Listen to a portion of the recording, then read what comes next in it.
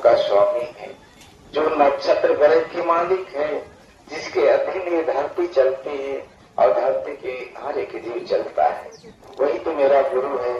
बाकी तो आपका हमारे कर्मों का जो फल है हम आप भोग रहे हैं। कहा जाता है गुरु उसको कम कर देते हैं। जो आपका हमारा कर्म फल है, जो कहा जाता है कर्म फल होता है, काल चक्र होता है, तो आपका हमारा कर्म में उसका फल तो मिलना ही मिलना है। और जो काल चक्र चलता है वो भी किसी को छोड़ता नहीं, समय आने को वो भी जीवन समाप्त कर देता है। तो मेरे भोले बाबा को कहा गया है कालों के काल महाकाल। एक काल का चक्र चलता है, एक जो महाकाल है, महाकाल का ही मतलब होता है कि अब कुछ बचेगा नहीं। तो मेरे बाबा को, मेरे स्वामी को, मेरे गुरुदेव को महादानी से, महाज्ञानी से लेकर महाकाल तक कहा गया है, जहाँ के जीवन दाता से और जीवन का अंत तक कहा गया है। यह जीवन को देते हैं, इनको कहा गया है जीवन दाता, इन्हीं को कहा गया है मुक्ति दाता, इन्हीं को कहा गया है तंत्र मंत्र के दाता, और इन्हीं को कहा गया है भाग्य विधाता। भाग्य का ही मतलब होता है जो आपके हमारे भाग्य में नहीं है, हमारे गुरु के पास पावर है, वो दे सकते हैं, भाग्य को बदल सकते हैं। जिसे चौपाइयों के माध्यम से कहा गया है कि भाग्य को बदल सकते हैं त्रिपुरारी। यानी आपके मेरे गुरु के पास इतनी पावर है कि जो आपके हमारे भाग्य नसीब में नहीं है, वह गुरु जी शिष्य मांगता है तो दे सकते हैं, वह गरीब को बना सकते हैं, इनके पास पावर है। इसलिए कहा गया है शिव का ही अर्थ होता है कल्याणकारी, शिव का अर्थ होता है चित, चित का मतलब होता है चिंतन करना, उस भाव में जाना, वह भाव आप अपने अंदर प्रकट करना। शिष्य है, आप महादेव के शिष्य हैं, लेकिन एक महादेव के शिष्य का आप मदद नहीं कर सकते। कैसा शिष्य है,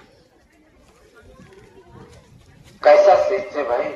जैसे एक कोई गुरु बहन है और एक गुरु बहना है, आपके सामने देखते देखते उन्होंने धरती पर गिर गई, आपने छोड़ के चल दिया, आप कैसा महादेव के शिष्य हैं?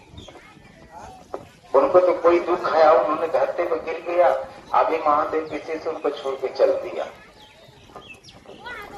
ये सब शिष्यता नहीं हो सकता है, इसलिए कि दुनिया स्वार्थी है। हम आप स्वार्थ है तो बाबा के पास आए हुए हैं, जो भी स्वार्थ है, इसलिए कहा गया कि दुनिया स्वार्थी, हर एक जीव स्वार्थी, मनुष्य तन में हर एक जीव स्वार्थी। स्वार्थ है, प्रेम है, संबंध है, स्वार्थ नहीं है, प्रेम नहीं है। आप देख रहे हैं कि जो पति पत्नी के रिश्ते में ऐसा भी हो जा रहा है, तमाम समस्या हो जा रहा है, क्या करिएगा? जब कहा गया है कि ये जीवन जोड़ा जाता है, जीवन साथी होता है। मैंने कभी जब एक शादी थी, दिन में शादी थी, तो एक गुरु भाई के घर, तो हमने बारात करने के लिए गया था राजा तालाब से बारात गया था करीब 4-5 किलोमीटर। मैंने सोचा कि देखिए कोई चीज होता है तो मैंने उसको देखने के लिए इच्छा होती है कि जो चीज हो रहा है, क्या हो रहा है, उसके बारे में जानकारी दिया जाए। तो जब वहाँ पढ़ाया जा रहा था तो हमने बैठा था, जाकर पास में बैठ गया कि देखिए महाराज क्या पढ़ा रहे हैं। तो वहाँ पढ़ा रहे हैं, बेटी से भी पूछ रहे हैं, बेटा से भी पूछ रहे हैं, माइक्रोफोन दिया गया है, धीरे धीरे कोई नहीं बोल रहा, जो भी बाजा बोलिएगा सभी लोग सुनेंगे। तो बाजा में ही लोग बोल रहे हैं, माइक्रोफोन में बोल रहे हैं कि यानी अपने जीवन में अगर पति कोई भी काम करता है तो बिना पत्नी की सलाह से नहीं कर सकता है। पत्नी के पास पावर है, वो रोक सकती है, उसे अनुमति दिया जा सकता है। तो जब महाराज ने पढ़ाया तो उस बेटा ने उसको स्वीकार किया। जब बेटी से पूछा गया तो उनको भी पढ़ाया गया, क्या भी अपनी पति के अलावा आप कहीं जा नहीं सकती हैं, जब उनका आदेश होगा तभी आप कोई काम कर सकती, बिना आदेश का आप काम नहीं कर सकते। लेकिन आज देखा जाए, आज कई गीता पर पढ़ाया जाता है, हाथ धके ही मंत्री लोग करते हैं कि जो भी मैं करूंगा सच ही करूंगा, गलत नहीं करूंगा। गीता जो कि हमारे देश का महान है, उपदेश दिया जाता है, फिर भी लोग वही काम करते, जो नहीं करना चाहिए वही तो करते।